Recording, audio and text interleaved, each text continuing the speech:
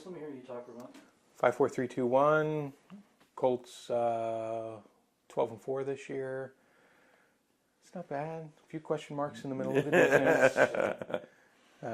But I think they'll have a good season overall. I think it'll be very good. Yeah, They're going to be hard to beat again. Yeah. All right. Rolling. Okay, we have red. Okay. Today is August 7th, 2008. We are in Cicero, Indiana at the home of Peter O'Hara. My name is Chris Reedy. I'm the interviewer. As I said, with me today is Peter O'Hara, who served in the Big Red 1. Peter, could you tell us what unit you served in the First Infantry Division? Well, when I got to the division, I was assigned to Division Divardi headquarters. So, and then I was in Divardi headquarters for about a half year. Then I went to the 1st Battalion, 5th Field Artillery, and I was the 1st Brigade Fire Support Officer for a little bit more than a year. And then I went to the division headquarters, was a planner in the G3 plans, Division G3 plans, one of the war planners. And then went back to Divardi headquarters, where I was the Assistant Fire Support Coordinator, which is the guy who oversees all the fire support. Artillery is the main thing. We do that. It's artillery, close air support, naval gunfire in support of the division. What years would that have been? That would have been, I got there in August of '87. Ends up, I didn't leave until October of '91, based on I got extended there for a while based on the Gulf War. Let's back up just a little bit, if we may. Can you tell us when you entered the U.S. Army? I entered the U.S. Army in 1978. And as a field artillery officer, went to Fort Sill, Oklahoma. When you entered the service, was this a lifelong kind of desire of yours? In the late 70s, not many young men were that motivated to enter the service. What motivated you? Well, I had a 4-year Army ROTC college scholarship, which is a great scholarship, but you owe the Army. And I owed 4 years to the Army. My plan was to do 4 years, and that was it. I was going to do my 4 years, get out, go home. And I ended up being good at it. In the mid to late 70s, when you entered the Army, how would you describe that environment, that culture? It was way different. You still, you had Vietnam was over, but a lot of the professional force, almost all of the senior guys in the Army were Vietnam vets. And you still had a lot of the soldiers who were there because there was nothing else they could do or wanted to do, and it wasn't as there were funding problems. At the end of Vietnam, we just didn't. It wasn't a great time for the Army. I don't like to say that we lost in Vietnam. I don't like anybody. I don't never like to say we lost Vietnam, but we didn't actually win either, and so there was kind of a defeatist attitude almost in some places in the Army. So it was a tough environment. Were there many social problems evident in the Army? Yeah, there were some in when I first got in. There were some social problems. There were some racial problems, but it wasn't big. I know before I got in, it was a lot worse. But by the time I got in, the social problems started to kind of go away. By the early '80s, the social problems were gone.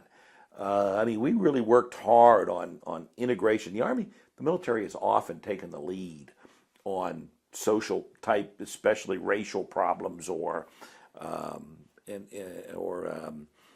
any kind of social issue, and we were even then. So a lot of that was gone. However, there were still a lot of problems with funding, and drugs were still a problem. That was kind of a carryover from the war. I remember when I first went to Germany in 1983, we still had, when I was in Korea, we didn't have much of a drug problem, it seemed like. Very, very busy, very high up tempo in Korea. When I went to Germany, things were settled down a little bit more. We started to see a bit of a drug problem, but by the time I left Germany in 1987, it was pretty much gone. We really attacked it. What were some of the strategies you used to combat that and also motivate the troops? Combat the drug problems type things, and motivate troops. Well, one, you find out this for motivation of troops is the best thing to keep a troop motivated is keep him busy. And so a strenuous training program. Spent a lot of time in Grafenwehr, the training center in Germany. Before that, I was in the 18th Airborne Corps at Fort Bragg, North Carolina. Same thing. You got to keep troops busy. They didn't join the Army. And when we had gone to the all-volunteer force, they didn't volunteer to sit around and go to the motor pool and shine boots and sweep the streets. They went to do some of the fun stuff, get out in the field and play Army, so to speak. And that served as motivation. At the same time, we had a real strict drug policy. Drug testing came in. And every month, a random number of soldiers were tested. And throughout the year, every soldier was tested at least once. And you could be tested twice, you could be tested 3 times. It was all random. There was every company-sized unit had a person who was in charge of drug tests and drug testing. Of course, they were responsible to in our case, battery commander. And then there was a zero tolerance policy instituted where, if you got caught, you were in trouble. I mean, there was a series of if you got caught once, you could get an Article 15 on up to eventually if you could be kicked out of the military. So I mean, it was a pretty good program. You were at that changeover point in the fortunes of the Army and the military in general when the Reagan administration came in. Can you talk a little bit about that morale effect? Well, I remember when we had sometimes, and of course, again, I was a young officer. I was at the battery/company level at that time, and platoon leader. I spent the first half of my career with troops, with soldiers, which I dearly love. But I mean, there were times we were concerned about, could we finish the month out with the boxes of toilet paper that we had in the barracks? I mean, did we have enough money to get toilet paper? We had very tools. If you broke a wrench fixing a vehicle, when the vehicle had to be fixed, you may take $5 out of your own pocket and go down and buy a wrench, because if you use the supply system, you don't know when you're going to get a wrench. The supply system, when you order something you may really need, you didn't know if it was going to come in. A lot of units started to hoard things. I'm going to get extra toilet paper and put it in a box because at the end of the month, I need to have some. So, I mean, we just didn't, the money was tight for all sorts of things. I remember when we had the 0.5% pay raise, and it was like, thanks, but no thanks. We do a lot. So those years were tough on morale. They were. What about your own morale? My morale was down. I was going to get out. I was good at it. I liked going to the field. I liked the soldier type things. But hey, I could go. I was a good teacher. I was a good coach. I thought I could do well in the business world. I already had my master's degree. The business community wanted me out there. And there were a lot of officers who were taking advantage of that and getting out and going into the community and making a lot more money. And, we had a lot of responsibility, and it just seemed like we were underappreciated. When the Reagan administration came in and we started to get the pay raises and we started to build ourselves up, luckily that's right at the time that I was making my decision on whether to stay in and make the military a career. When I went in, I wasn't going to make it a career. And for 4 years, I wasn't going to make it a career. And I will tell you that my records were at the separation transfer point. And I was weeks from leaving the military when the pay raise came into effect. I had a promotion coming. I realized, hey, there was going to be, quite a difference in my take-home pay. I now seemed appreciated. We started to be able to get stuff. I mean, you could order things and they would come in. It would really be there, So you could tell just from the overall tone of the administration that the government appreciated the military now. The president appreciated the military. People started to appreciate the military. That kind of sour taste from Vietnam was kind of gone. So, and I was good at it, and I thought this might be worth checking out for a couple more years. So I stayed in, and I stayed in temporarily for about 19 more years. Temporarily. Yeah. What was the Army in the 1980s, for you personally, what was one of the high points? In the 1980s? Well, the high points, of course, I dearly loved my time. I was in Germany from 1983 to 1987. And when I was there, that was really at the height of the Cold War. I mean, we had all of I was in the 3rd Armored Division at the time. We were one of the units who was at the Fulda Gap, the most high-speed enemy avenue of approach. And my personal high point was that time in Germany. It was just awesome. And the challenge of being an artillery officer and a battery commander at the time, with a real live Cold War GDP position. I mean, I knew where all of my guns were going to be if the Russians came across the border. I went out and recon those positions. This one's going right there at that street corner, and this one's going right there at that in this field. And I knew where all of them were going to be. I knew where my command post was going to be, and that was really pretty awesome. And then, so that experience was the high point for me. You had the chance to go through several reforger exercises, am I correct? Yes. When that's getting out in the field and doing soldier stuff, how would you characterize those as a young officer, and also? That was the best.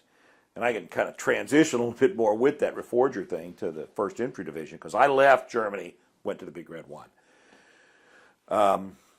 Did 2 reforgers as a battery commander in Germany. The best, because you're out in the field. You're not at a training center. You're in a farmer's backyard. You had free reign over Germany at the time.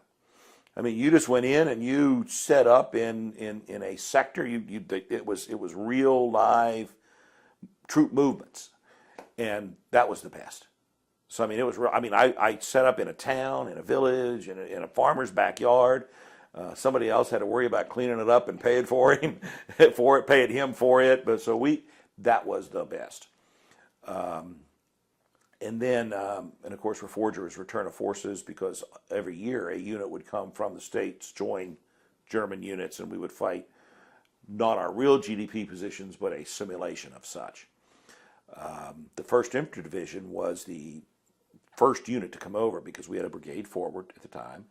And we had also, when I came back to the States and was in the First Infantry Division, we also had real live GDP positions in Germany. Now, we were at Fort Riley, but we had positions in Germany. So I knew where all my guns and everything were going to be in Germany. And every couple of years, the First Infantry Division was almost always involved in reforger. One of the brigades was almost always a unit to go back. And I got to do that once with division headquarters and once with my battalion as a brigade fire support officer. So absolutely the best, because you fly over. There was warehouses on the ground in Germany with a whole set, it was brigade set in mind of equipment. So our howitzers stayed at Fort Riley. My command track that I used in Germany was in Germany.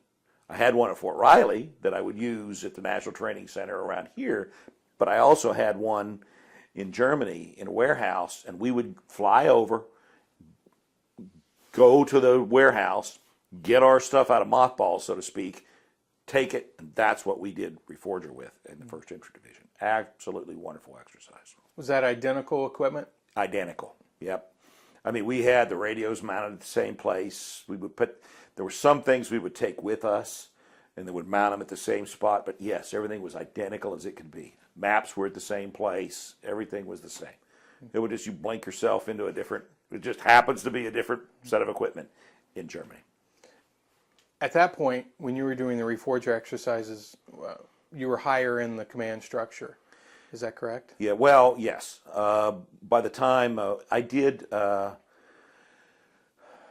at some point in there, I moved from a brigade fire support officer where I'd done a reforger to the division headquarters as a division planner. And one of my responsibilities as a division planner was, they used to call me the PIREP Meister. PIREP was, every year the division would conduct a recon of our GDP positions. What's GDP? General Defense Plan. General Defense Plan, which was our plan to fight the Russians in Germany. So we would go over and we would, in civilian clothes and in rented vehicles, drive around to the villages and kind of know what was, but it was obvious probably, but it was a kind of a undercover type thing, and go watch recon, look at our positions where we would go in war, where we would fight, and that was always kind of it wasn't with Reforger, but it was kind of it was connected in that if you didn't go play in the Reforger exercise, you would do the PIREP, the recon type thing, and I was in charge of that for 1 year, and that was an awesome type thing. I got to go an extra week, and then the division commander or one of the assistant division commanders and all the commanders, the brigade commanders, right on down to battalion and in some cases battery commanders or company commanders, and other certain staff people would come, and we would do this big recon of our where we would fight the Russians if we went back.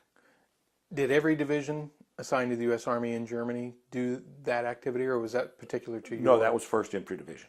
We did that. The German divisions, now the German units would participate in Reforger, and that was like usually not, was it every other year, every third year exercise. I mean, Reforger was a first Big Red 1 thing. I mean, there were other units in the States who would practice going over there also, but we were the Reforger unit. We were the first to go, so we did it more than anyone else. So we were really into that. PIREP, the recon, that was a Big Red 1 thing, because we were the ones that had those frontline positions. In the 3rd Armored, you had mentioned you were in the 3rd Armored as well, and they had units in Germany, I believe. Right. Did they have that same? When I was in 3rd Armored Division, we did it on a daily basis. I mean, we briefed it on a daily basis. We would go out and look at our place, probably 2 or 3 times a year. We'd go recon our positions, or we would do a command post exercise. I'd go we would go to a hilltop where we would set up, where I may put my battery or battalion command post, and we would do just command post exercises. In other words, they were basically radio exercises, so that we would talk and make sure we communicate with each other, and they would take off and go down to where our guns would be and just kind of look around and make sure. We actually, 1 year, I remember, we took survey equipment and surveyed in our gun positions, so that was already done. So that activity of walking the ground has an old tradition among military men to see the ground you're going to fight on. Can you talk to us a little bit about that? Yeah, I mean, it makes a huge difference. I can look on a map and say, and this was huge with PIREP, Reforger, for a First Infantry Division guy who's going back, and for a guy who's in the 3rd Armored Division to go out and walk that ground. I mean, you can brief it. I can talk to you about it all I want. I could show you a map. I can put you a picture up. It's so different when I stand here and I look at that ridge line out there, or I stand here and I look at those trees out there. Well, I can't see over those trees. That tree line may not be on the map, or there's a tree. You see some green on the map, but I don't know how tall those trees are. I don't know how close together they are. So now I go out there and I think, well, I had an ideal defensive position right here. When I walk the ground, I find out it isn't so ideal. So there's nothing like walking the ground. There's nothing like being there. what sort of terrain features would you look for when you were trying to scout a defensive position? What was most important? To be honest with you, for me as an artilleryman, one of the things that I really like to do. As a matter of fact, I remember one time the Divardi commander had me give a briefing because my battery did this so well during Reforger. I like to go in towns. I like to set up the artillery in a town. It's harder to see. If now you got to have your positions picked out pretty well because you got to make sure that your guns can elevate and can move so that they can shoot properly. But I like to get into towns. I really like to be able to find a town that I could spread my guns in. They were harder to find, harder to see. Was pretty good to defend if you could get in and out of it. Plus the facilities that were there to support you. You might have water, you might have food, you might have shelter for your soldiers. So I liked using towns myself. Were you ever chastised or criticized that might incur more civilian casualties? Yeah, it's a good question. You hear way more today about civilian casualties that we didn't talk a lot about. I mean, civilian casualties, we didn't, you don't, no. The answer to your question is no. And it may sound different, but 20 years ago, we didn't think so much of civilian casualties. I mean, if the Russians were going to come over, there's going to be civilian casualties. And there were a lot of evacuation plans, and we had plans for what to do with refugees. But you knew that there would be civilian casualties, but that wasn't a huge part of our plan. Yeah, I mean, war in an industrialized area like Western Europe, it's going to happen. You don't get me off on a tangent, but that is part of our problem today. I mean, there's going to be civilian casualties in that type of environment. Mm-hmm. Now you try to limit it. We're not going to go out after them. I mean, I'm not going to go after civilians, but the reason I would set up in the town had nothing to do with the fact that the bad guys wouldn't shoot there because there were civilians. It had everything to do with it was going to be hard for them to find me there. Yeah. You keep your guns. That's right. Keep your guns masked, keep them hidden. Right. I could keep them hidden all kind of ways in there. They can't find me. One, and two, as I said, to support the food, the water, the shelter for my soldiers. Now, at that time, were your batteries towed artillery or were these SPs? No, I had SPs. 155? 155. M109? M109.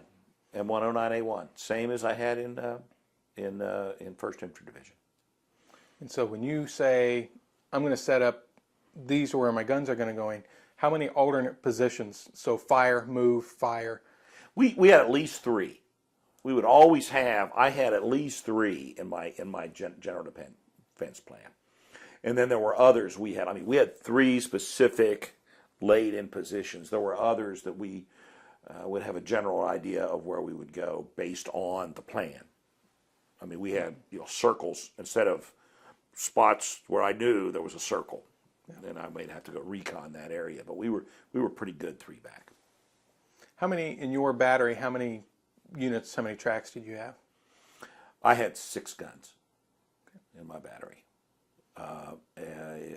FDC, and I had at that time, and I'm not sure about now, but at that time I had my own ammo section. So we had goers at the time, the old goers.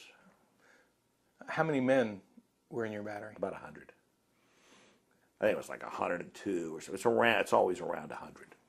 And this was part of the 5th Field Artillery? No, you're talking about Germany, when I was in Germany. No, in Germany I was in 6th Artillery. Okay. I became part of the 5th Artillery when I went to Fort Riley in the First Infantry Division.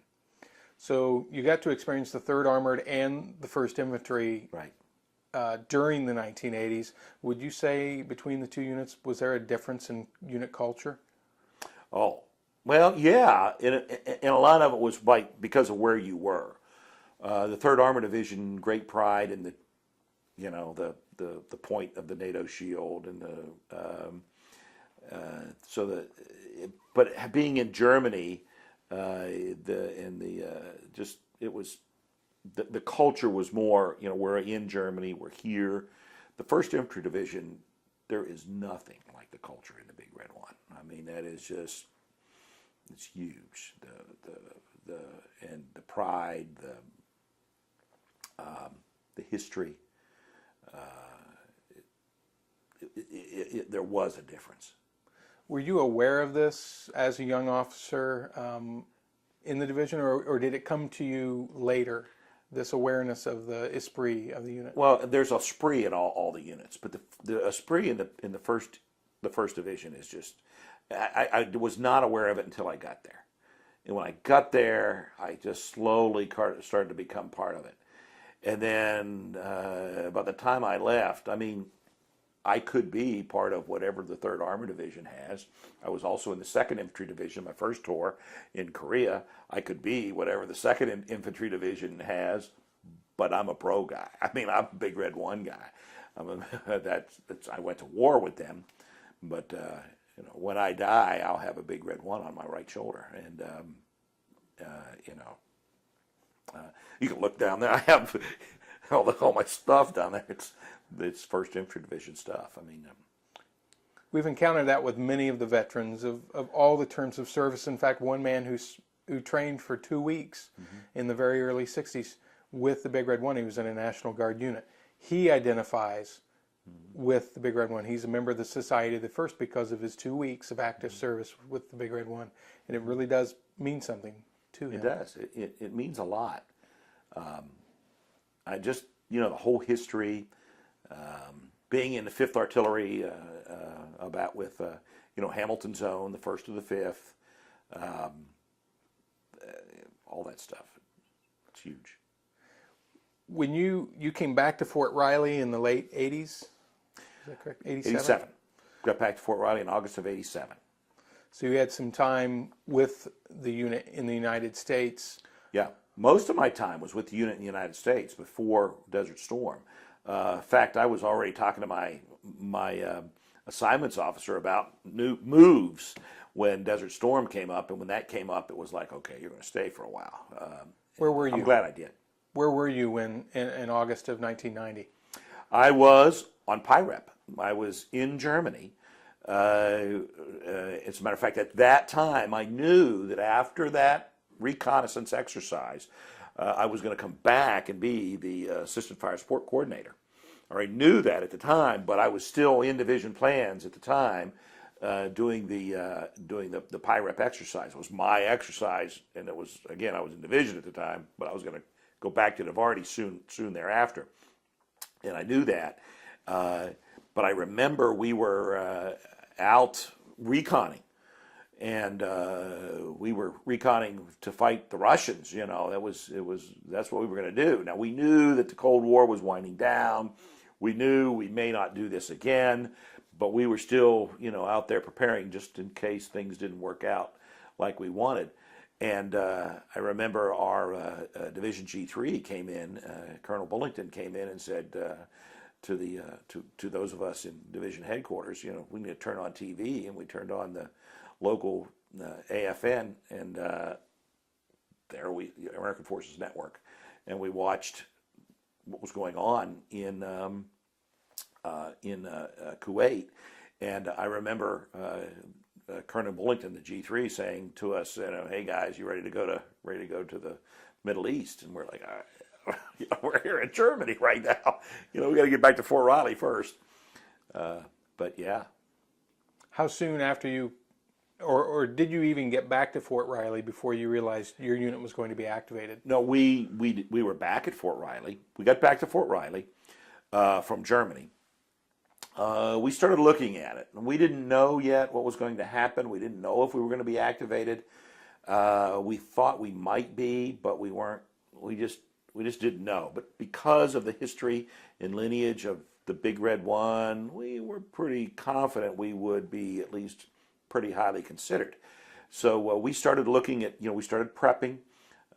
We started doing several different exercises, trying to get ready to go just in case. So our focus quickly changed. I mean, one week we were in Germany focused on the Russians. The next week, literally, we were in the United States starting focusing on the Iraqis. Still not knowing if we would be activated, but we were. Now, we also changed focus in that our normal alignment with a higher headquarters and go to war was with 7th Corps in Germany. That was our go to war higher headquarters. Our higher headquarters for administrative purposes back in the States was at Fort Hood, Texas.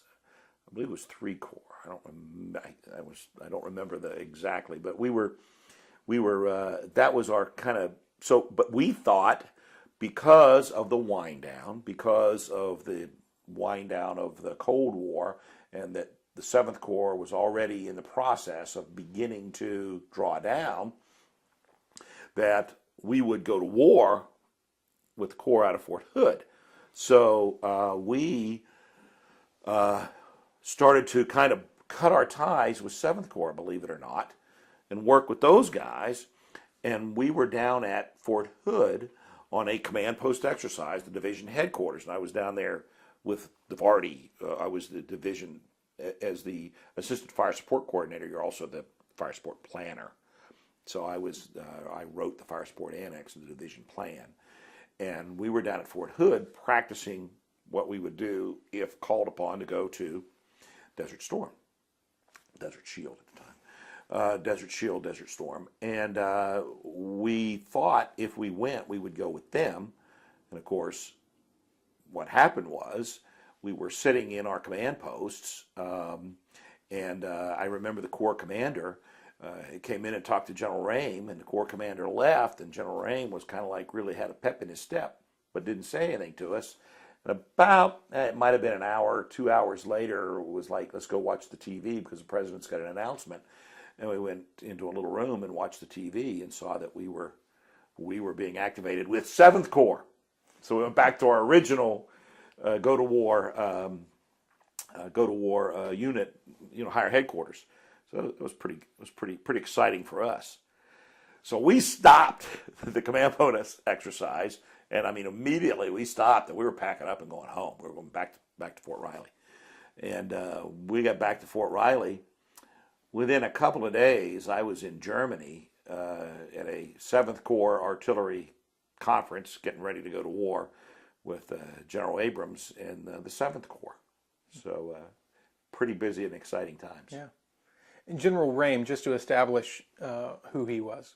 General Rame was the division commander, the First Infantry Division commander during Desert Storm. And he was there all the way through? Yes, Desert he was Storm. there the whole time. And what was your relationship like with him? Oh, he's the greatest. He was, what a great guy. I mean, with my job, I dealt in the field. Once we left, I dealt with him on a daily basis to advise him of our artillery capabilities and fire support assets and the fire support plan. I worked through the chief of staff, of course, or the G3 and the chief of staff and the Navardi commander. I used to have all these bosses, I used to say, because the Navardi commander, the G3, the chief of staff, all of us I briefed them all, keeping them all up to date on what was going on artillery-wise. The Navardi commander was away from us. He had his own command post, although he was my raider. Working through the other guys, I would work with General Rame, and I briefed him at least on a daily basis. And as we started putting plan together and planning targets, General Rame would just walk on over into my van where we had a huge map of everything, and he and I would sit in front of the map and kind of decide what we were going to plan and what we wanted to target and things. It was pretty cool. It sounds like he would fit in with a long line of legendary and very competent Big Red One commanders. Yes. Terry Allen and the others that served throughout the course of the Big Red One. Mm-hmm. Let's talk a bit about what you had to do to get your unit ready to go overseas. How much activity did you have, and what were some of the nitty-gritty details? First of all, we found out we were going to be equipped with all kind of stuff that we didn't even know what it was. Like we were going to get night vision devices where we'd get the best that there was out there, and I remember my driver having these night vision goggles they never used before, so we were going to be prepared to own the night.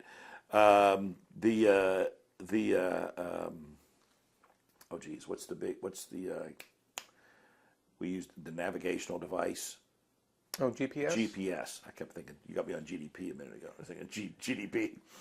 The GPS. The GPS, we didn't know what GPS, we didn't know how to spell it. What's GPS? Cold positioning system. What's that? We got fielded with those big block things. Now you got them on a BlackBerry, but you ain't holding your hand. But we had a big old brick thing, outfitted with those things. I mean, things started to come fast. The uniforms and the equipment, we started getting all that stuff pretty quickly. Oh, by the way, we've been going over every year and making sure that our vehicles in that warehouse, our go-to-war vehicles in that warehouse over in Germany, are well maintained. We're taking our own stuff now from Fort Riley, Kansas. So you're down at the motor pool with an urgency, making sure that everything was ready to go and everything was well maintained. And it was a well-planned, well-thought-out plan of how to get ready to go.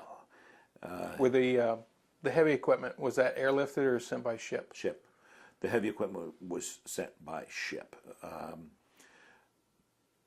Was there any? We railheaded. One of the issues with Fort Riley was we would still have to railhead to a port, and we weren't in the middle of the country, a long way from a port. So that was another thing. Everything had to be ready, and there's certain requirements to put things on a train. And now we have trained to do that though, because we spent a lot of time at the National Training Center at Fort Irwin, California. And when we would go to the National Training Center, we would ship most of our equipment by train. So we were used to that. But now we had rather than one brigade, we had a whole division's worth of stuff getting ready to be railheaded. How much time in months or weeks did that occupy of your time to get everything going? Well, in the division itself, I want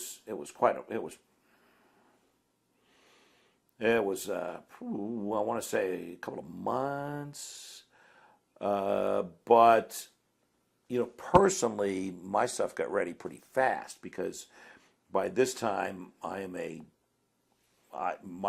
vehicle is a Hummer, and it's ready to go. And I have a Expando van and a 577, which is a track command post.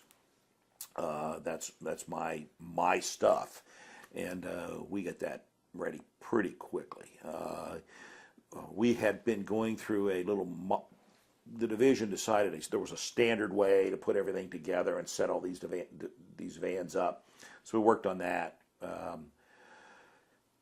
So my stuff got ready pretty fast, and it had to, because I was going to be on advanced party. I was a planner, so my personal focus was on the war plan.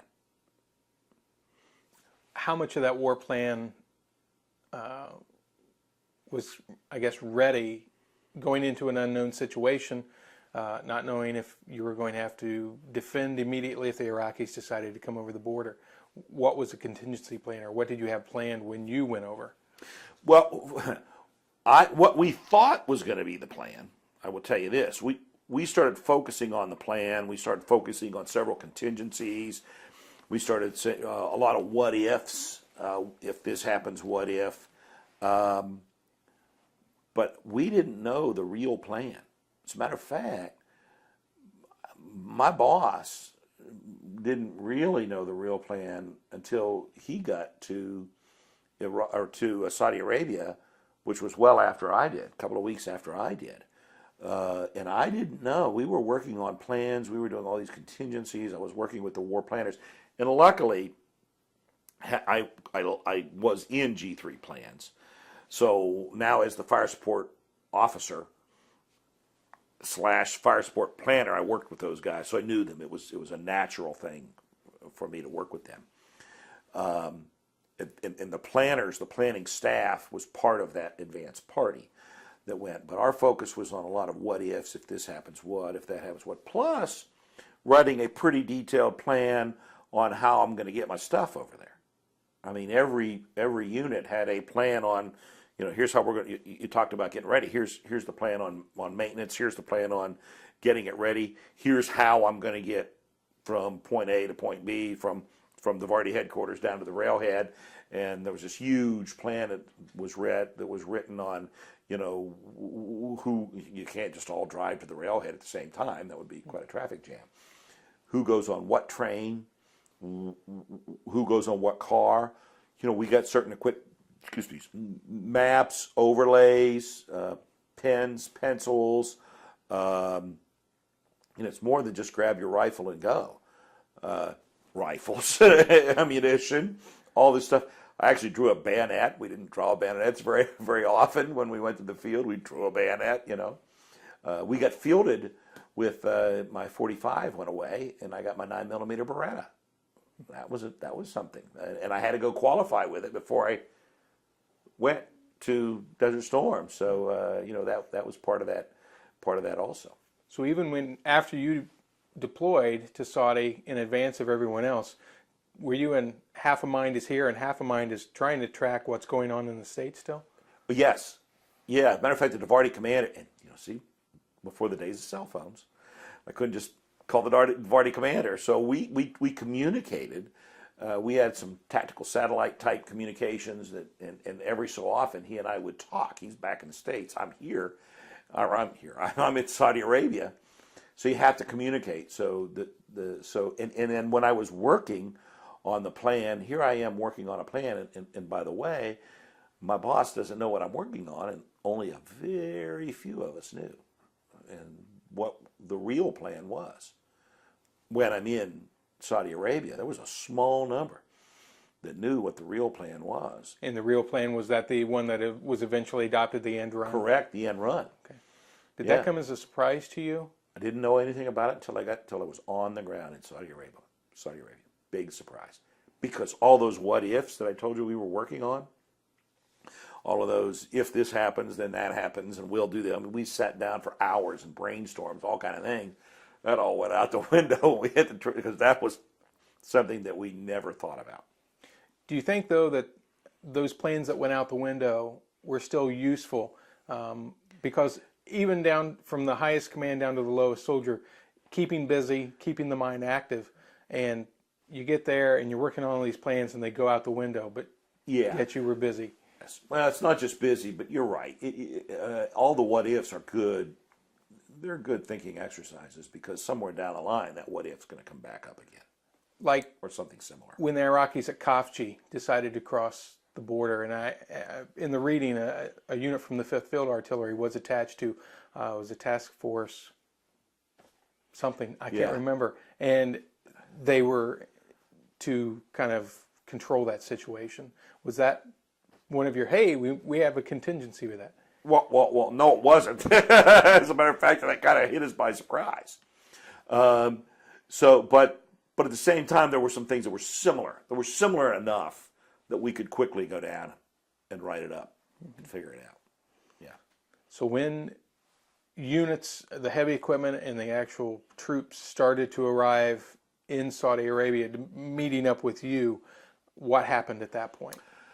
Well, it's pretty interesting that stuff started. When that stuff came in, we in the division plans office and the division planners left and went to the tactical assembly area.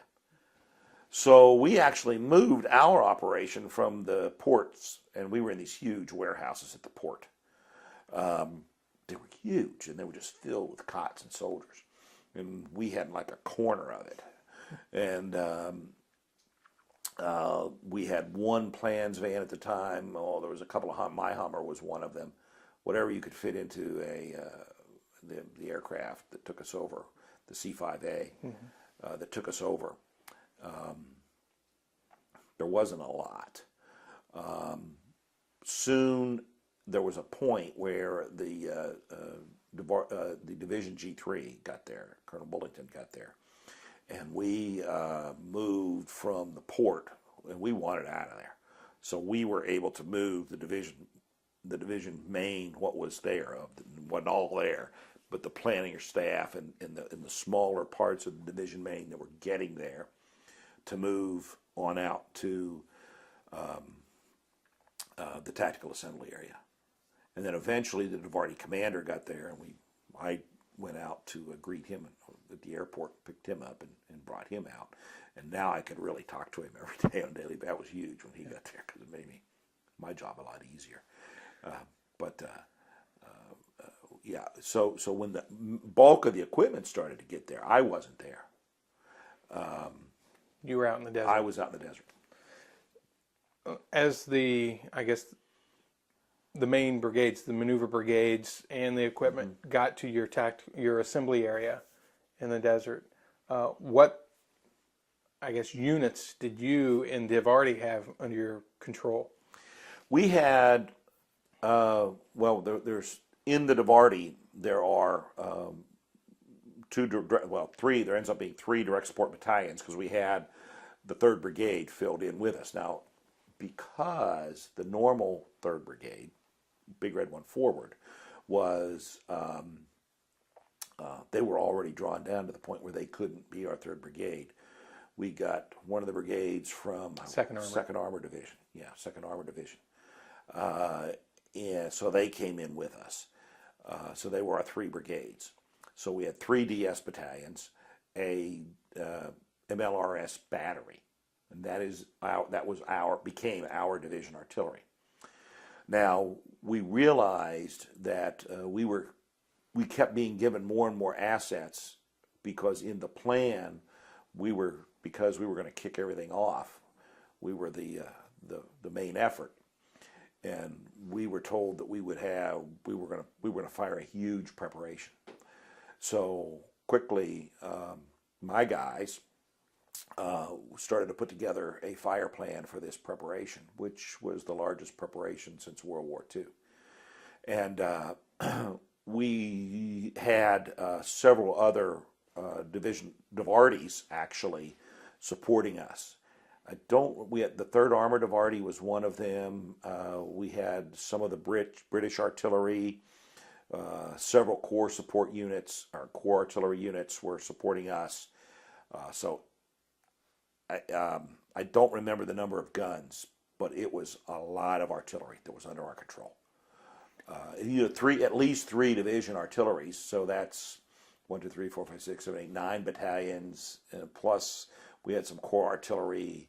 So it was probably 10 or 12 battalions of artillery, several MLRS batteries that quickly came under our control. Now, because of the nature of artillery tactics, right after the preparation, those units start to go back to their units to cross to back in direct support of their divisions and their brigades. But there, at one point, we get a lot of artillery under our control. Right. More than any time since World War II.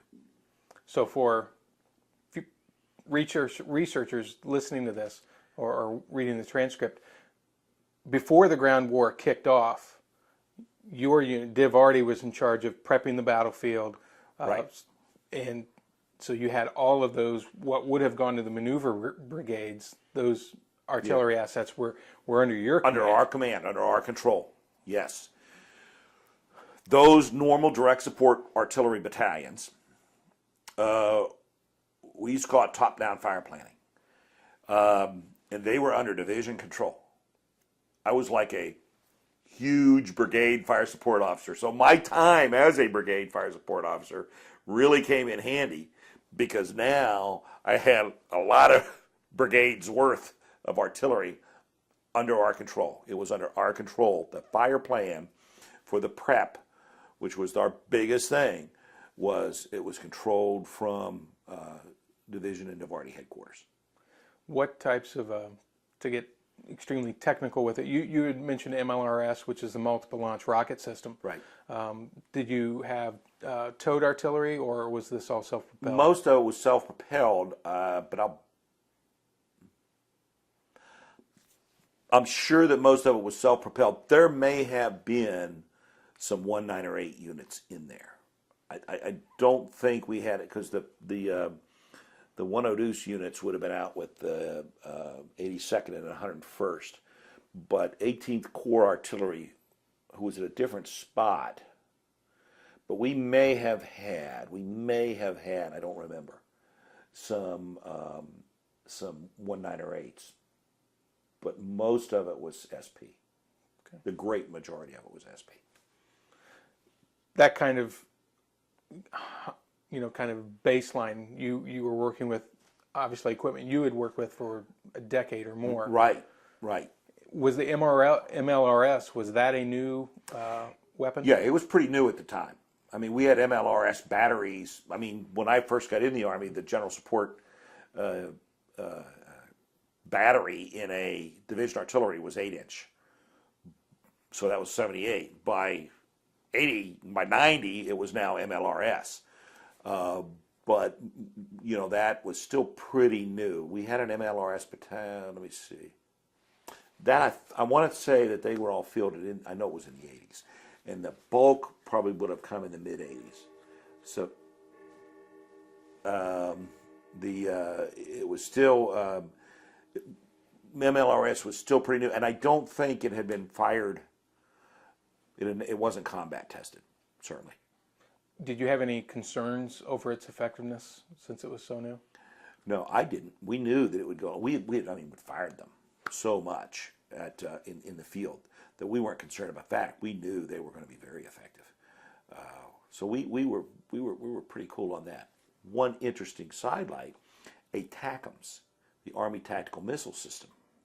Now, this was the first time it was ever used. And I was involved in firing the first ATACMS fire mission. First ATACMS combat fire mission.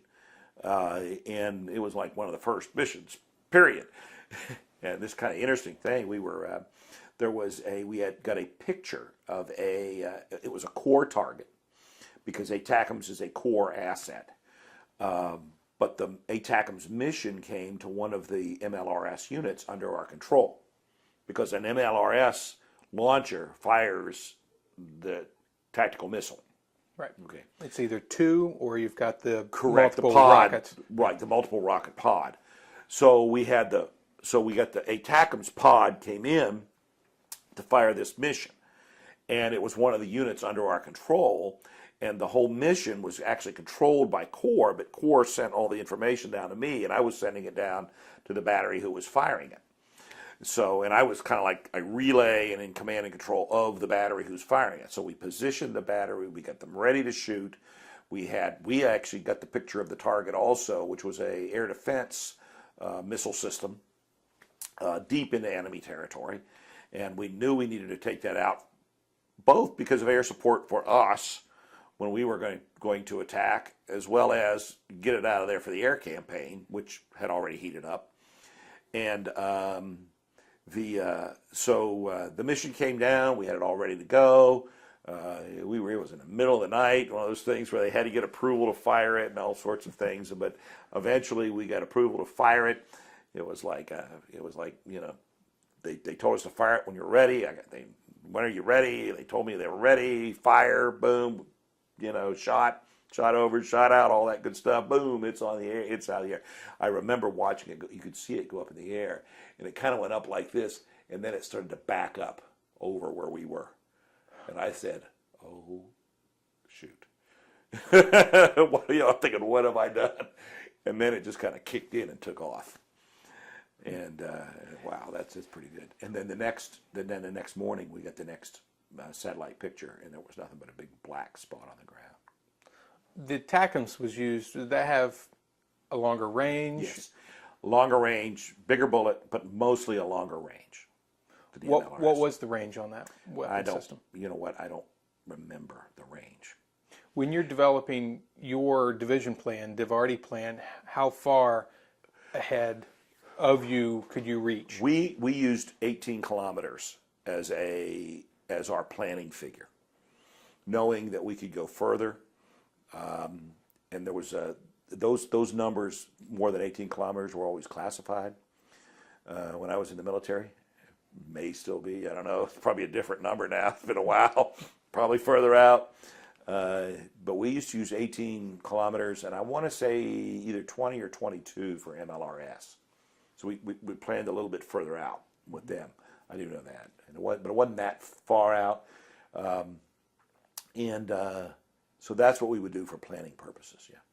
And the Iraqis used Soviet equipment basically, and they had these long tube 122s and 175s, I think. Right.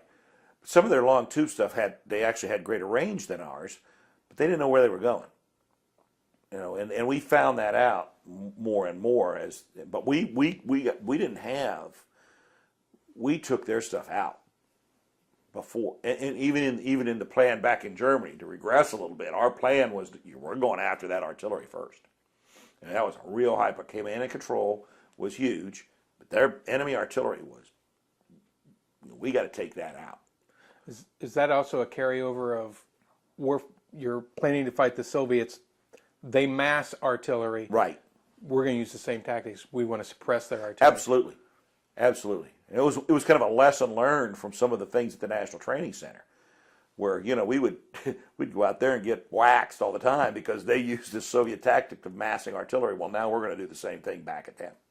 And while we're doing that, we've got our radars all primed and saying, please shoot back at us. Because if you shoot back at us, you're really dead, because we got you. Now, correct me if I'm wrong. Our SPs, our 155s, were used to hit. The radars are up. Did you hold your MLRS in reserve for counter battery? Correct. Correct. That's what they were ready for, counter battery. And a little longer reach, but was there anything about the MLRS that made it particularly suited for counter battery fire? Not. Yeah, well, it was quick, and you could mass a lot of missiles in a short period of time.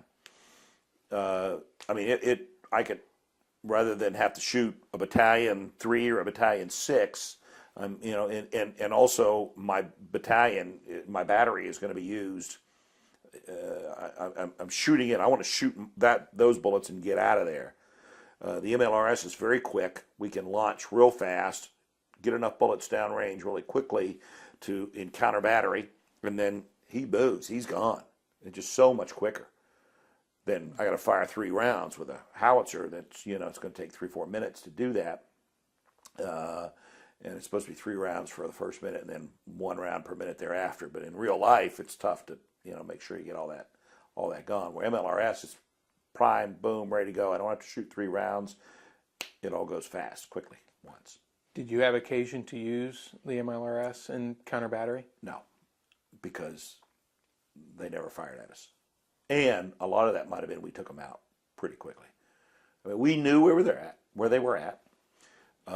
Even in the artillery raids, when we had part of prepping the battlefield, we had artillery raids which were planned several days before G-Day.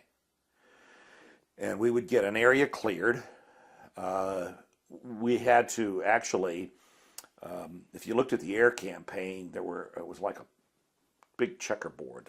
There were blocks, and it was like a grid system. A grid system. Yeah, that's exactly what it was. It was a grid system. Well, they would close down one box and then open another, and we had to keep track of what was closed, but we had to tell higher headquarters where we were shooting, get clearance to shoot in a certain area, which was in our division sector, what was going to be our division sector. And we would find these high priority targets, and artillery was one of the highest priority. As a matter of fact, if there was an artillery or mortar system, when General Rain came and looked at my map, and I didn't have had that fire planned with a target marked over it, then I was in trouble. and he was right. I mean, if I knew it was there, I needed to get it. So they would close down a box so that the airplanes wouldn't fly through there, And then we would have a short period of time that we would run about, but we would actually get our artillery battalion out there fast. In other words, they went forward. They went forward of our position to get those enemy artillery in range. We would get them out there quickly at night, fast, close down a box, and we coordinated all this at division headquarters. We closed down a box, fire the mission. They'd let me know when they fired the mission. They were moving back. We opened the box back up again for the Air Force to go through. So that was really pretty cool. We did that for several days. And again, command and control facilities were huge. They were high priority. And if there was an indirect fire system, I had to take it out. And the other thing is, you got a book that tells you, okay, it takes a certain amount of rounds to take out an enemy tank, or it takes a certain amount of artillery rounds to take out a enemy howitzer, or it takes a certain amount of rounds to make sure you got them. We actually overkilled that. We had enough bullets and ammunition, and rather, if it took a battalion 3 to take something out, we'd shoot a battalion 5 or 6. That would mean 5 rounds out of each tube in the battalion. Correct. Or if it took a battery 3, we'd shoot a battery 6 or 7. It was just whatever. And knowing it would take a little bit longer, but it was doing 2 things. One, we were making sure we got them, and 2, it was sending a message that we had fire superiority. That's correct. That we had fire superiority, and we mean business. And all the bravado talk that we were hearing on CNN, well, at the end, we have fire superiority, guy. Yeah. Well, we'll take a break, and we'll get ready for tape number 2, and then we'll start talking about the opening of the ground war. Great. Do you need a break to bathroom or? Yeah, I'll just take a quick break. But you know what? I put that on silent, so I'm sorry about that. It wasn't loud clangety.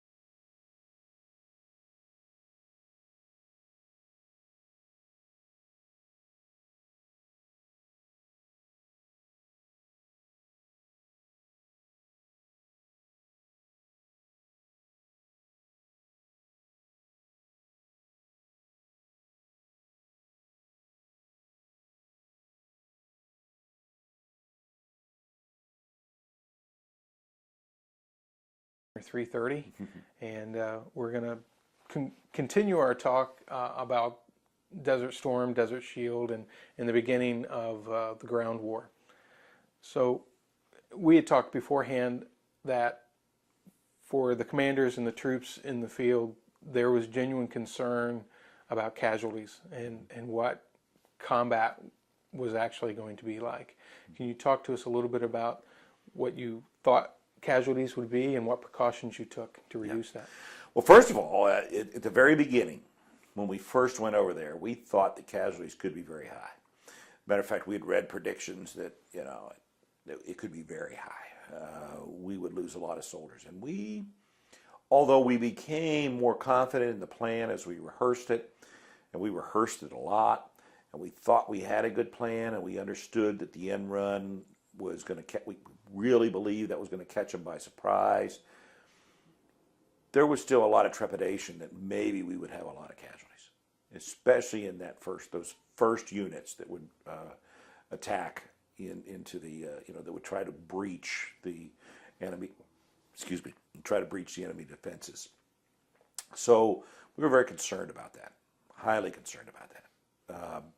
Now, how do you get around that part? Well, you train. You train. The other thing I will tell you I remember General Rame came back one day and he had been out visiting one of the brigades, when he was visiting the lead tank company of the lead brigade.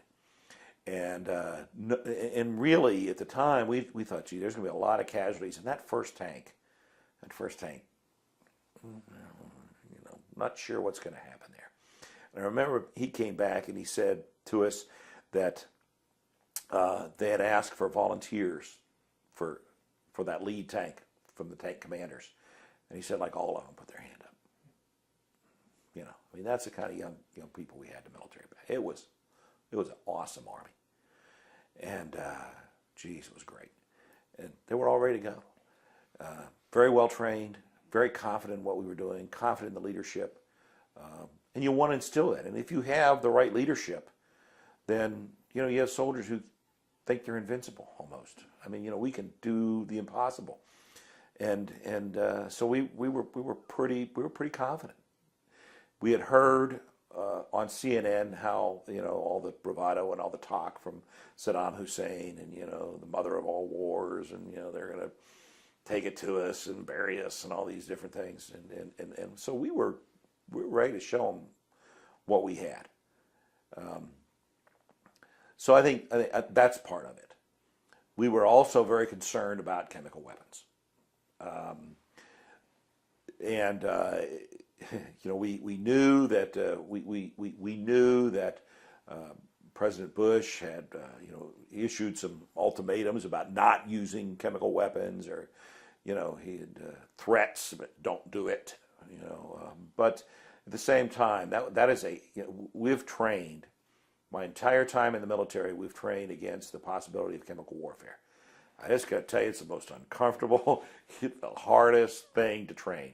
It's hard to train with the mask on. It's especially hot in the desert heat. The chemical uniform at the time, it's a different uniform now. It's much better now. But it was just hot, cumbersome. But at the same time, we had trained so much for so many years in chemical gear, in MOP gear, and that we felt very strongly. We've done so much of it. We're comfortable in it. Say comfortable. You're uncomfortable. You're confident in it. You're uncomfortable, but you're confident that it's going to work and we're going to be okay. And we've done this before, so I don't like it, but I know how to do it. And that our equipment is superior to theirs. And that he better not shoot chemical weapons, because I'm an artilleryman and I could shoot chemical weapons back. So we didn't have them. No, we did not. But if we did, I did not know about it. But we knew that we felt very strongly that if you punch me, I'm going to punch you back. So we felt that it would, nothing except we thought that it would happen. We would fight back. You mentioned something earlier that I want to come back to. You talked about how your driver had night goggles, and you said something very telling. You wanted to own the night. Was your training from the start to engage in a night battle? The military started to do that, and today we're really, I must say today, when I left, we were really into it. Owning the night became something that the military in the late 80s, early 90s started to work very hard on, to be able to fight at night with night vision goggles, with using the best technology to be able to, because we got technology that most of those who would make enemies of us would not have. So we have very good targeting systems at night. We can maneuver at night. We can work at night like it's daytime. We train to fight a 24-hour battle. We understand sleep deprivation, so we keep someone someplace is resting the best he or she can, so that they can take over, so that I can get a couple of hours of sleep and a lull in a battle or sometime. We have worked to do that. So we feel very confident also that we can fight a 24-hour battle. it's a completely different environment, but you had talked about many, in the early 80s, that many of the officers were Vietnam veterans. Well, in Vietnam, the veterans I've talked to, Charlie owned the night. Right. And I wondered, I guess, you being an officer, if that emphasis on night fighting and night vision and night targeting and laser targeting was a hangover a little bit from Vietnam. No, it was. One of the things that happened about Vietnam, one of the smart things that the Army did about Vietnam was at Fort Leavenworth, Kansas, there's a place called the Center for Lessons Learned, or it's a lessons learned place. I think it's called the Center for Lessons Learned. And they went to a lot of Vietnam.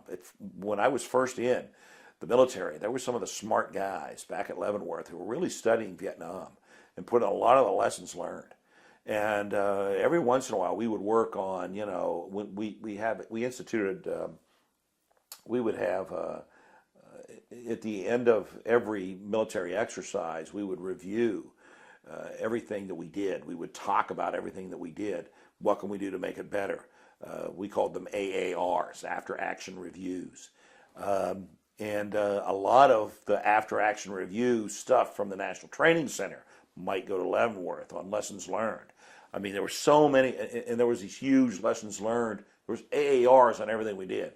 So lessons learned was big. So yes, mistakes from Vietnam, such as not owning the night, was huge. We realized we need to own the night. And I feel very confident that anywhere we're at now, we can own the night. It's huge. We don't want to give that we want to have a 24-hour capability, and we don't give that up. But it's more than just that. Targeting lessons learned. I mean, one of the things that we knew from Vietnam was, if I have a commander on the ground who's calling me as an artilleryman to fire a certain target, and I have to wait to get clearance on firing that target, there's bad guys in there shooting at him on the ground, and if I got to get clearance from a higher headquarters, much higher than me, it takes a lot of time. And that means guys on the ground could be getting shot. That's a big lesson learned from Vietnam. Command and control, giving the commander on the ground more authority in making that immediate decision on the ground, so that it doesn't have to come from a higher headquarters, which happened a lot in Vietnam. Just some of the things that I'm familiar with. So there was a lot of in the Gulf War, we were able to now, for the first time ever, really use a lot of those lessons learned. So I think there's a lot of lessons learned from Vietnam, that the whole thing about overwhelming force that General Schwarzkopf and General Powell talk so much about. You want to get me off on a tangent? I think that's why General Powell's not the Secretary of State today. Overwhelming force versus necessary force. We believed, and in Desert Storm, it was all about overwhelming force. Get the numbers, overwhelm them. Like I told you about in the fire support plan. If it takes a battalion 3 to kill him, we're going to shoot 6 or 7 or 10. I mean, we're going to overwhelm them. We want to make sure that we have the numbers. And it seems like you had the luxury of that Cold War buildup of armament and material, and then the building, it's crass to say, but you're expecting this big confrontation with the Soviets. Mm-hmm. It doesn't happen, and you still have this laying around. It seemed in many ways, let's take our frustrations out on the Iraqis. Yeah, it could have been that. Yeah. I was mentioning to you earlier about the fight. We had trained to fight the Russians, but interestingly enough, the place in the United States where we would go to fight the Russians is the National Training Center, Fort Irwin, California, which is in the desert. And I remember in the First Infantry Division, my first years of the division, when we were still, GDP positions in Germany, we're going to fight with 7th Corps against the Russians in the forests and rolling hills, farmland of Germany.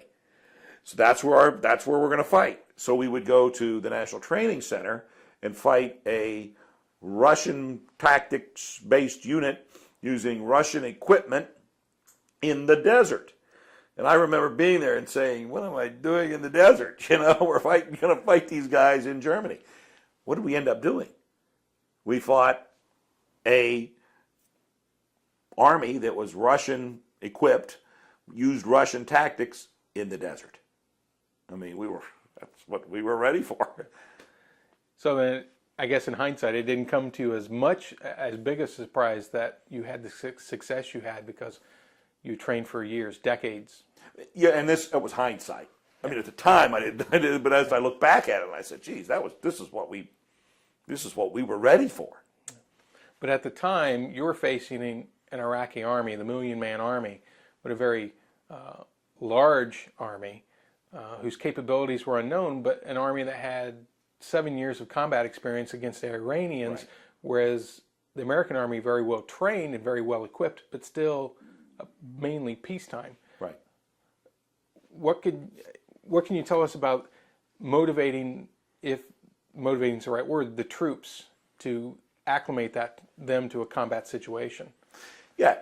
Well, I think our simulation of combat in training was very huge. I mean, we got pretty good at that. We use technology in training too, a lot. I don't know if you've ever been down. One of the things I did in the First Division, when I was a brigade fire support officer, we went to Fort Knox, Kentucky. And we were in I think it was called the Proof of Principle. My brigade, the 1st Brigade, I was DS to the 1st Brigade. My battalion was DS to the 1st Brigade. And we went to Fort Knox, Kentucky, and they've got I forget the name of it, but they've got a whole tank simulation. There's a warehouse that's full of these little boxes. And you go into the box, and there's tank simulators. It looks like you're in an M1, A1 Abrams tank. And they've got this virtual reality. It's amazing, where you can sit there and look through the sites and see. You can plug, you could, with a computer, they can put in battlefields all over the place. And it's just like you're in a tank, and I can even look next to if I move my turret and I look next to me, or if the guy next to me watches me move my turret through his sights, he can see me moving my turret. It is remarkable what they can do. And this is part of what we do to try to put guys as much as possible into a real, when the bullets start flying in one of those things, one of those simulators, they have speakers that really sound like you're in fact, the thing moves. And back in the artillery simulators, when I'm shooting a fire mission, I mean, that tanker on the ground sees my mission up in front of him going off. It is amazing what we do to try to simulate combat. The National Training Center, we try as much as possible to really simulate combat. So I guess what I'm saying is training. We haven't been in real combat, but we're really confident in the level of training. I also mentioned to you, though, Chris, that we weren't sure. I mean, we became more confident in the plan. We became more confident in our training. As we rehearsed, we became more and more and more confident that we were going to be successful. We kind of already knew we had them outflanked, but we still weren't sure. And although we were going to use overwhelming force, although we're going to have this huge preparation of the battlefield, you never know for sure, and we were still very concerned. Our PsyOps guys, psychological operations guys, did a lot of things to prep the battlefield too. Speaker systems, leaflets, using bombs and artillery shells with leaflets in it, telling the bad guys, here's how you can surrender. Here's instructions on surrender. They add these little things. You give up, we won't do bad things to you. So, and we had no idea that they were going to, no idea in the world that they were going to surrender in the numbers they did. That was maybe one of the big surprises of the war for you? Huge. It was huge. And we weren't even really prepared for it either. I mean, and they would surrender. After a while, they surrendered to about anything. But I gotta think that the preparation of the battlefield, the artillery raids, where I told you we meant business, where we would use so much overwhelming firepower, had an effect on them. some of the guys after the preparation, some of the guys who went back through our division who had surrendered had like blood coming out of their ears. I mean, obviously concussions and whatnot from the intense and immense firepower that was brought to bear on them. So, and I remember I was on the radio to the fire support sergeant, my old fire support sergeant in 1st Brigade, and I was on the radio with him. I'm at division headquarters, of course, now, and after we passed the battle from the division plan, fire support plan, or fire plan, down to the direct support battalions, and then all those other battalions go away back to their divisions, I remember talking to him as their fire plan starts to kick in, their DS fire plan starts to kick in, and he said, check fire. They quit. I said, what's up? He said, they quit. They're surrendering. They're giving up. He said, they quit. They give up. And he said, there's hundreds of them. He's out there watching it firsthand, and I'm, geez, just, what do you mean? And then we look out, and just streams of them coming back. When you talked about the training, the morale factor as well, being well trained, you said earlier that's an increase in morale. When the ground war kicked off, and you had done your part, you had prepped the battlefield, you had raided it, and they've already turned it over to the maneuver brigades. Kind of go through. There's 100 hours of ground combat, and to the layperson, you're like, that's all? But explain to us how it started breaching the enemy defenses and what you did during that. The preparation was part of it. You want to preparate. We're preparing all of that battlefield.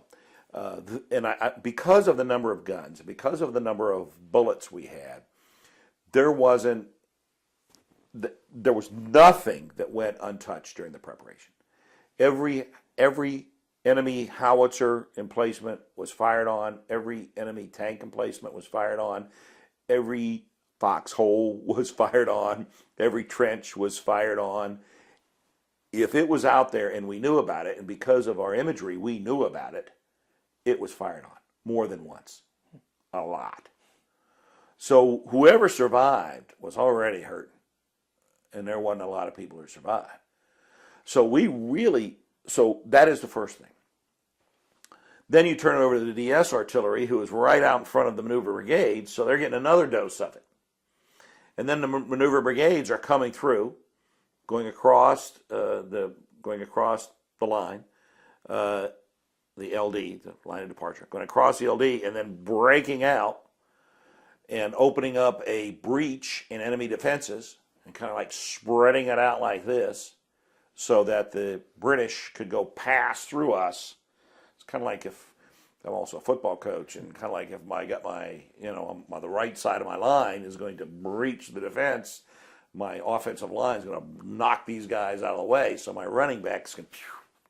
So in this case, the big red one were the guys in the trenches. We were the line. You were the line. Yeah, we were the offensive line. And the plan was always to pass, I believe it was 3rd Armored and the British through. You created the breach. They passed through. They passed through. On the first day or first several days, that's their mission. Right. And your mission... Now then our mission was to really go in kind of a reinforcing role. But not, well... Let's say that's an artillery term, but the division itself was kind of in reserve then. I know General Rame never really liked that term, but we didn't know what we would look like. I mean, we knew. I mean, we. I don't think anyone really was prepared to not lose. I mean, for the small amount of casualties. Thank God it was that way. But I mean, we thought there would be a lot more. Even if, as successful as we thought we would be, and eventually we did think we would be successful, but we were concerned at first, but we were pretty confident when we crossed the LD. In our wildest dreams, we didn't think it would be as successful as it was. And so we weren't sure what kind of shape we would be in. When we found out we were in pretty good shape, General Rame was right there saying, we're ready to go. We don't need to sit back someplace and rest and recoup. We need to keep going. So we did. And, of course, eventually we get back into the fight with 7th Corps. so that was a huge part of it. And I remember sitting there watching the Brits. One of the interesting things with the Brits, they flag flying and all that stuff. They do that. We kind of rolled ours up during the fight. They had them all up there, out with the the pipes and everything. But anyhow, they're on their way out. I remember watching them pass through. It was kind of fun. But then now, so then it was we're on the way, and it was pedal to the metal. You yourself, where were you located as the division was going through various phase lines and moving? I was at the division main, what we call D main, the division main command post. You have a division main, you have a division TAC. TAC moves forward. It's a series of 577s. Now, one of my tracks was forward with that. Normally, the guy in my position would go forward, but because of future planning purposes, I stayed at D main. So the division main headquarters was kind of really trying to catch up. Were you on the move? Yeah, I was on the move, but we were just trying to. I mean, I'm in a slower group with the division main headquarters, a big bunch of trucks and stuff. I don't know if you've ever seen a division main headquarters in the field. It's a big thing. It's big, and it's our thing was trying to catch up, and we had our mop gear on, of course, or chemical gear, and by then we're trying to catch up. Yet at the same time, maintain radio contact with the units in the field, so we know what's going on. So it gets pretty hectic from there out. I mean, it's pretty much. We're moving and trying to keep up and trying to figure out what's going on in the battle. Fatigue. At what point did it set in, and what was its effect upon you? Interestingly enough, I don't know if it was the adrenaline rush. I really don't know. I'm sure that for me personally, there was a point at the morning, about probably hour 70 something, when it really started to I really realized it. I didn't realize it before that very much. We were looking forward, and again at the division main headquarters, you're looking past the current battle. You're looking at what do we do next, and when this is accomplished, now what do I do next? So we were trying to figure some of that stuff out. We were trying to work, but I remember there was we had made a stop in trying to keep up with the division, and it was early in the morning, and I looked around, and it was the first time it really hit me that I'm pretty tired. And and I wasn't out there at that point shooting anything, except we were just, as I say, trying to keep up, and at the same time trying to put our heads into the game for what do we do next. So that was pretty,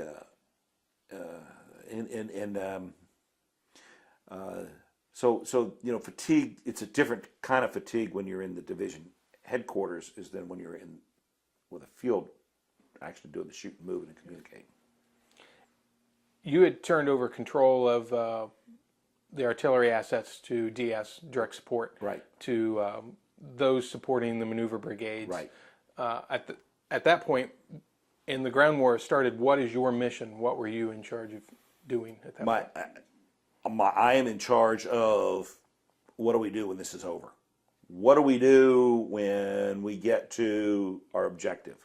What's the next objective? And we're going to get that from the division the division headquarters is going to tell us. The thing is, we really didn't have.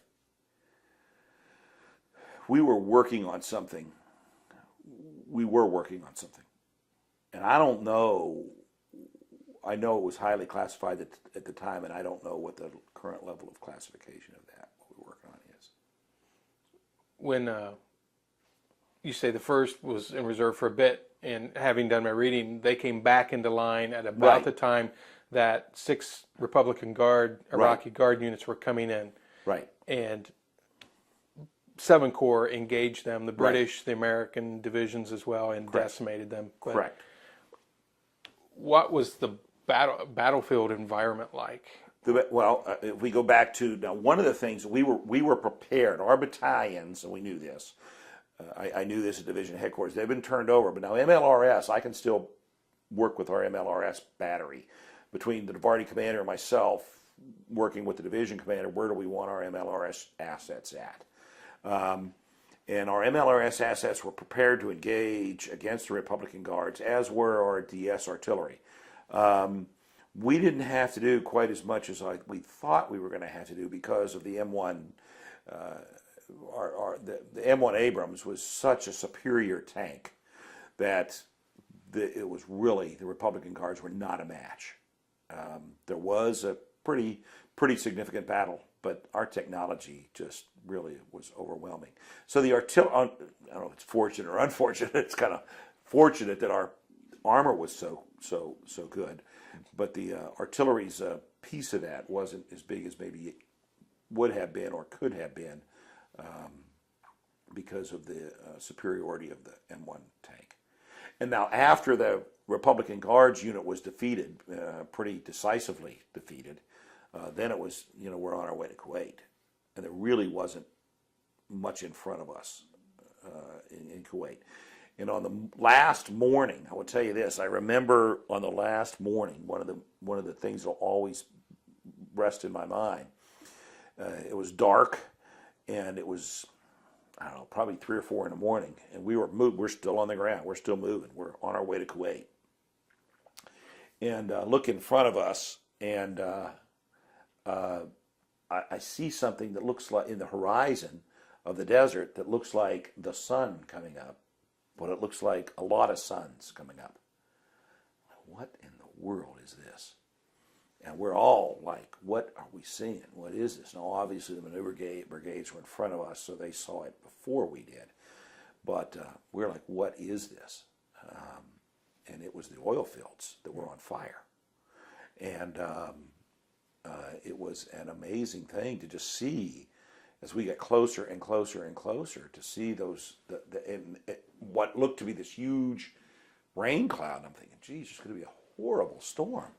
And it was the black smoke from those oil fields that was coming up over top of us. That was a pretty amazing sight. And now we didn't, at the time, we're still wondering, what is this? And then it kind of figured it out. It was oil fields. Now, you at home probably knew what it was before we did, and which happened a lot. We'd find out from somebody at home something, but that was a pretty amazing thing. Also, there was a time at night when we were, again, it was late at night, and we were on the move, and again, we were constantly on the move during this 100 hours, just trying to keep up and trying to keep an idea of what was going on and what the next mission would be. And there was a point there where the column kind of got separated, and I was in the column that was in the back that we didn't know where we were going, and there was and then as we stopped, and some of the guys came up around me, and it quickly became evident that I was the senior guy in this column that was separated. It's kind of scary. It was the middle of the night. It was probably the middle of the night of that last night. It might have been the first night. I don't remember. It was one of the nights in there. But oh my! Now I don't know where I'm at. I'm on radio silence, which means I'm not at this particular time. I wasn't supposed to use my radio. I'm somewhere in the desert. Now we got a GPS, and we're trying to figure out, exactly where we are and how we know where we got to get to. But suddenly, I don't know who's around me. I know what the battlefield's supposed to look like, but I do know that by that time, for a division headquarters, we were pretty far forward. So I didn't know who was around me, and I hear tanks. Not a good thing, because I don't know if they're good guy tanks or bad guy tanks. And I don't have anything to fight back except my 9mm Beretta, and I got a couple of guys with rifles. So this was pretty interesting. It ended up being our guys, but in one of our own tank battalion, tank companies. So that was about as scared. That was the one scary thing I had being in division headquarters. But then we found our way back to India and got to where we're supposed to be. But as things were winding down, and you said your unit is like poised to go into Kuwait, we know now that we're nearing the end of the war, the 100 hours, but there's what eventually was called the Highway of Death, Yes. but the road leading out of Kuwait that the Iraqis were using to escape. Right. Did any of your artillery assets engage or fire on that road? We had some MLRS that fired on that road, and I don't know. The biggest thing I can tell you about that road was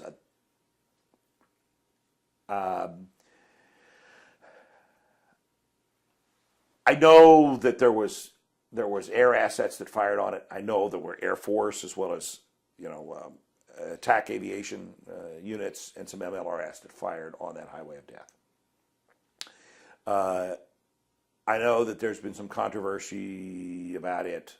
I was fortunate or unfortunate, I don't know, to be one of the guys who went forward before it was all cleaned up. It was partially cleaned up, but we got up there and saw the vehicles, and some of the enemy was still in their vehicles, and it was that was a little bit unnerving. In that, wow, what were they doing? What were they trying to do? And the other thing that we saw was stuff. I mean, by now it's littered, it's blown up. But there's stuff that they weren't just trying to escape; they were trying to steal everything they Looting could steal. Kuwait. Loot, yeah, it was the end of looting of Kuwait. Just stuff. I mean, you name it, and it was up there. Now it's blown all over the place, but you could tell, as well as even civilian vehicles. That they were going to try to drive out of there to get back to Iraq. I mean, it was crazy, and I think it was probably a fitting end to the war. And part of our plan all along was the big part of the plan, as we knew, was to send the 101st Deep to create that roadblock. And then, line those guys up, and that part worked. Yeah. I guess the Clausewitz would probably have something to say about pursuing the enemy, and in some of those humanitarian concerns. I think you said earlier, 20 years ago, you don't think about it, but it's kind of crept into, I guess, the military mindset. Yeah, that's a different. Yeah. There's some things even today with the war on terror and what we're doing today in Iraq that, there's some civilian implications today that we didn't think of 20 years ago. It's hard to believe it's 20 years. As when you found out that there was a ceasefire that's coming in place, and it's not yet in place, and your units are out in the field, did you have any special instructions for them as far as stay safe, don't do anything crazy? Yeah, that's basically what it was. Everybody had an assembly area to get to, and it was at first we had heard it, stand down, get to certain places, stop. We all had little assembly area places we got into, get some rest, but don't let your guard down at first, because on the ground you don't know the complete story. So, it was don't let your guard down, and so we didn't do that. Started getting some people some rest. And you talk about tiring. When I heard that there was that the 100 hours was up and there was an agreement, one of the interesting things was there were a couple of Divarti guys who went forward to set up to kind of take charge. They were fire support guys who went forward to kind of take charge of the Basra, where the surrender took place, and set that up, and so we knew that was happening. On the other hand, the division planning cell reconvened, and we started to look at some things that we might have to be thinking about in the future also. So even though we've got them out of Kuwait, we were looking at other possible options, and I talked. One of the things you do is what ifs. So we were starting to work. We got some rest, but then we were starting to work what ifs. What if they came back? What if they turned around? What if we get orders to chase them, etc. What was the, I guess, condition of the men under your control that you could see as far as material readiness and human readiness? Our guys materially were in pretty good shape. I mean, obviously we were going to have to do some maintenance, but but with just a little bit of rest, the soldiers were ready to go. I mean, but obviously everyone was tired. Here's something I've said many times. We did this for 100 hours. Now, I wasn't on a front line, but I was heavily involved brain-wise, and especially the planning and the execution at first, up through the breach. I mean, I was into it. I can't imagine these guys in World War II and World War I and the Civil War. Civil War I. Let me say World War I and World War II, where they would do this for an extended period of time, for days and days and days and days, and be in the field doing this for months and months and months, years. We did this whole thing was over. We were in the field, but geez, it's amazing. With those guys, like my dad, who was in World War, who was in the Philippines for 4 years. I can't imagine. They are the greatest generation. Oh, no doubt about it. Those guys, wow, So you think about the fatigue that we experienced, and certainly the front line guys were much more than me, but I think about that fatigue that sets in and compare it to what those guys must have felt. And when you read about some of the battles in World War II that went for days and days and days and days, and wow. And then they left that battle and went to another one. I mean, moving constantly for years. Yeah. Just what a great group of guys. And they suffered. They didn't have the technology. They suffered more on a ratio, on a percentage, more casualties. Right. And yet the morale kept them in it. Somehow they kept putting one foot in front of the other and finished the job. So, ever watch We Were Soldiers? Mm-hmm. Great movie. I show it to I'm one of the few guys who shows it to his students. And there's a point of it in the middle of one of the nights when the writer, photographer guy, is talking to the colonel and Colonel Moore, and he are talking. And they talk about, tells the story about his grandfather, his two grandfathers one didn't have a right leg and one didn't have a left leg, and then beaten by a pair of shoes. And they laugh about it in the middle of combat, of a horrible battle. It's really something how, and I believe that happened, probably that way. I mean, because it's amazing how your mind works during this sort of thing. Did you have any of those moments as you're pursuing the 100 hours is on and you're going and you've been prepping and with your men or with your superiors, any of those moments that was just for the place you're in kind of surreal? Yeah. I'll tell you what. Okay, this is kind of an interesting event. I was in the Hummer and we're on our way, we're going forward. And we stop for some reason, I don't remember. We're really into this keep up mode, get up, keep up with everybody. And we're working on our, where you have all this stuff on. And one of the guys had to go to the bathroom, had to use the bathroom. Now you think about this. So he jumps out of my Hummer, and there was 3 of us in the Hummer. He jumps out of my Hummer and runs about 50 yards off into the desert. And everybody else is, you don't stay in a line. You kind of have your little spot you go to. And you look out, there's this guy squatted about 50 yards over out there by himself in the desert. And that's kind of wow. It's really, I guess, a dose of reality. Nature keeps going. He keeps going. Yeah. And then he runs back over, jumps in a Hummer, and there we go. All this stuff is going on, but he has to go out, and there's nowhere to go, so it just, wow. Yeah. When it became evident the Iraqis were done, they're finished, and did your unit come back across the border into Saudi Arabia at that time? We had units, yes. we had units. We were the Divardi units. Of course, the DS battalion stayed with the brigades for a period of time. The division main reconstituted back just into Saudi Arabia. We did have some people up in, as I say, up in the area where they were doing where the I call it the surrender, the closing of that war was taking place. They came back. We had an assembly area where we kind of went back to and reconstituted. And then the plan was, how do we get home? I mean, it was pretty quickly. We went from, we're not going to Baghdad, so how do we get home? And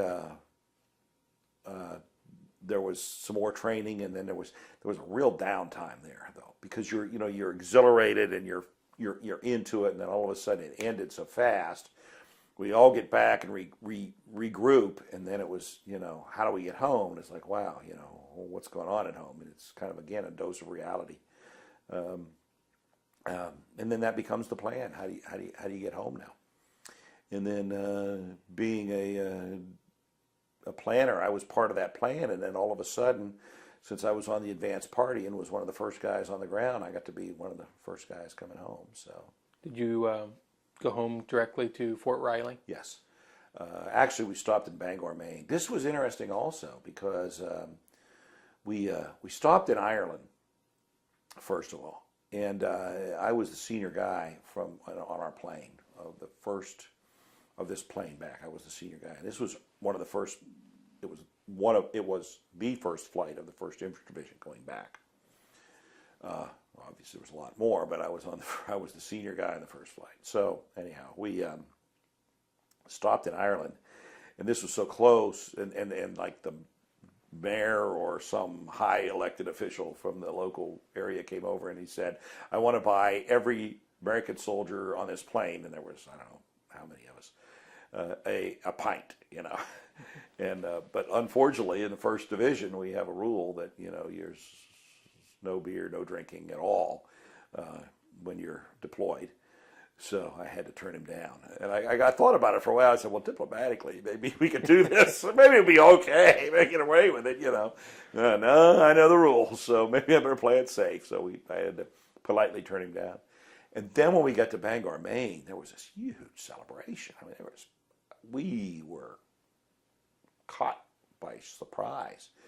And I had newspaper people and TV people wanting, all around me. It was like I felt like a rock star, And then then the people said, "No, we're gonna bring you out here, and we're gonna bring your soldiers over here down this little ramp, and we have some people out here want to welcome you back, and we're gonna take you up on stage, and we're gonna say a few words." And I said, okay, and we went around this corner. We're all walking down this little corridor, and we came around this corner. There's thousands of people out there. Wow. Really, really surprised me. I've talked with maybe eight or nine Vietnam veterans, and some of them indicated that the reception given to Gulf War veterans when they came home was very bittersweet for them.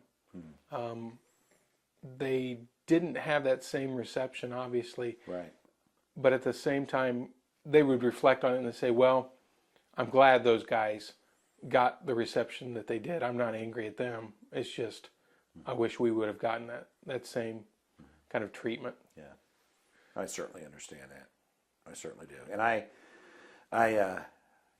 not a Vietnam vet, but I had a lot of friends who were Vietnam vets, and when I first went into the military, all those senior guys were Vietnam vets. So they deserved, and still do deserve a lot of things. A lot of,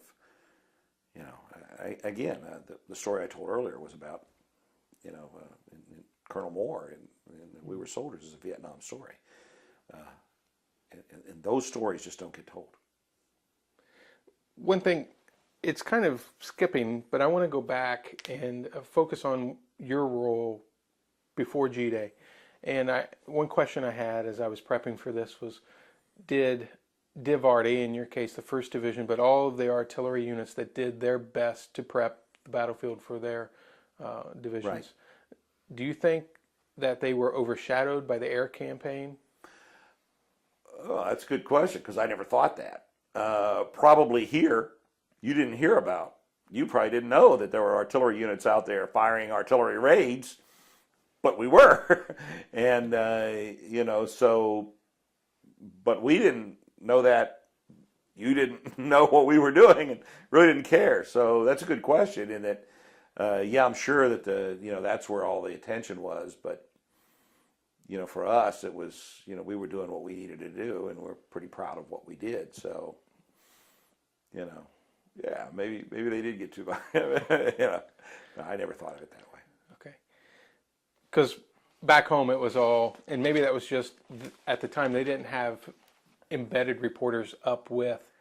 And that was on purpose. Yeah. Because you weren't supposed to be out there. That's correct. We weren't supposed to be out there doing that. I mean, we were. We weren't. We were, but we weren't. Right. Yeah. That was the grand strategy was keep them in the dark, take out their eyes, their command and control, and then shift all the forces out to the western desert and sweep. Yeah. That way. Yeah, and so there was reasons why they didn't know what we were doing. Well, we'll try and correct that. But that's okay. Yeah. How long after, when you came back from the Gulf War, you were still with the Big Red One. What were your assignments until your retirement? Good question. I was with the First Infantry Division for a few more months, and then I got sent to Fort Benjamin Harrison in Indianapolis, Indiana, and a installation was soon to close, and I was assigned to the finance school of all places. People say, "What did an artilleryman do for the finance?" Well, when I got here, I was supposed to be teaching one of the teaching tactics to one of the either the adjutant general or the finance school, and I end up with the finance school. Well, that whole, because of the Fort Harrison starting to draw down, and there was a new the finance and the AG school were kind of separated. They didn't have a real job for me to do that at the time, so I was also a force developer. Was my alternate specialty. So they put me in. So I got to be a force developer, working on force development. That is, what will the developed force of the future look like? That would for the finance corps. Okay. For the finance corps. So I was an artilleryman in a very critical position in the finance corps, working for the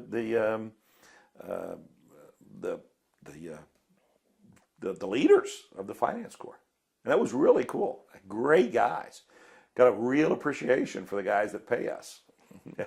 Did you thank them every time you get every time? And I realized, this is a huge morale thing, So and then learning how the finance corps operated, and then getting to be and then the whole force. I learned how the whole force development structure worked, and how in the army, the big army, how to develop the force of the future by working in the finance corps.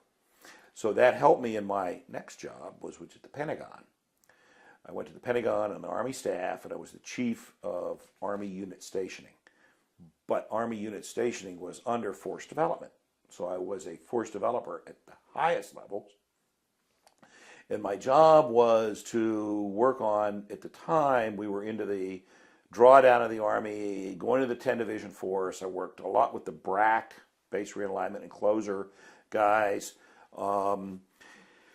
We were talking about what we knew what installations were going to be closed, and we worked a lot about what the installations would look like. And a lot of my job was, how do I fit this 10 Division Force into these new installations? Who goes where and what?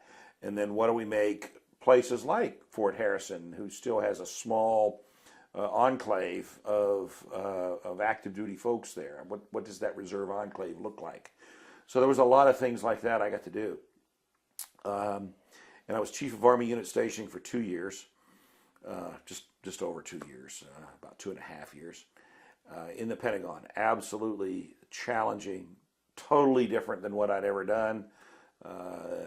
Working at the highest levels of the Army, making, briefing the leaders of the Army, the absolute leaders of the Army, on working projects that affect the whole Army. So just a fascinating place to work.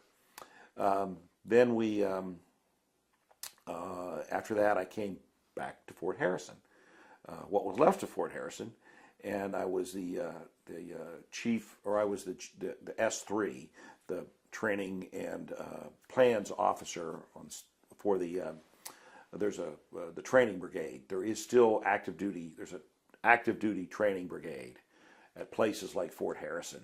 Throughout the country, there's various brigades, and they're active duty folks that work in training National Guard and Reserve soldiers. And our main focus was in Ohio, Indiana, and Michigan, and training the National Guard and Reserve soldiers. And interestingly enough, one of the things we did was start to train the 76th Brigade to go to Iraq. And guess where the 76th Brigade is today? In Iraq. The 76th Brigade is the Indiana National Guard Brigade. Okay. The enhanced brigade for the Indiana National Guard. So, you had a varied career after Gulf War that seemed to be totally different from your role as an artillery strategist and planner. Interestingly enough, after the Gulf War, after I left Fort Harrison, I was totally in the force development side of the house until I got back, and then I was a trainer. So I did training in force development, and my artillery expertise was behind me. But your training and your skills as a leader, right, have, to me, it seems like they have come to play in your life after the Army. You're a teacher, and a coach. Yes. Can you talk a little bit about the influence, your Army influence or Big Red One influence in your post-Army life? I teach U.S. history and psychology at Carmel High School. I am the head freshman football coach at Carmel High School, and after freshman season is over, I work on the varsity offensive staff. By the way, we're defending state champs right now, so just throw that in there. Leadership, just the whole Army thing, the leadership skills that you learned and that you develop can be used anywhere in life. And as a football coach, working with kids, I think it's just a great way to continue serving. I remember in my interview, that's what I said. This is a way to continue serving, because now I'm going to work with kids, the future generation.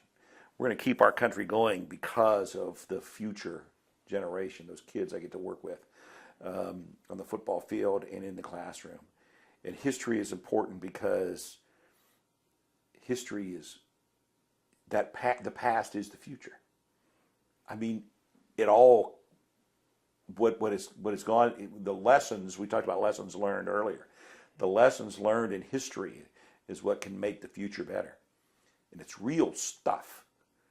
I'm not a math guy. Those math guys say that's real. I say history's real. It happened. Yeah. So that's what I do, and that's what I think my military career is affected. With regards to this will be probably my last question before I turn it over to you. With regards to the Big Red One, the First Infantry Division that you clearly identify yourself with, do you have any final thoughts with regards to the unit you served in? Well, those guys, the division, division artillery, the 1st, 5th Field Artillery, the 5th Field Artillery Regiment. I mean, it is who I am. I mean, yeah, I'm a coach, I'm a teacher, and I'm P. O'Hara, but a huge part of who I am today as I sit there. And as you sit in this room and you see the 1st Infantry Division and our 5th Artillery stuff in here, I mean, it's me, it's who I am. And, I've been pretty successful after the military, and but I'm I'm always going to be a soldier. I mean, that's what I am. I'm always going to be a soldier. I said earlier, when I die, there's going to be a big red one on my shoulder. And I think, can't say much more than that. Thank you very much, Peter, for taking the time to sit with us, talk to us, and share your stories with us. If there's anything I've missed, I hope I haven't. I know we've talked for a long time. We've talked for a long time. I don't think you missed very much. So, I appreciate it. Thank you, sir. I appreciate it. I gotta get this off. But usually I come across here and I say, thank you, sir. Okay. And I shake the hand of the man.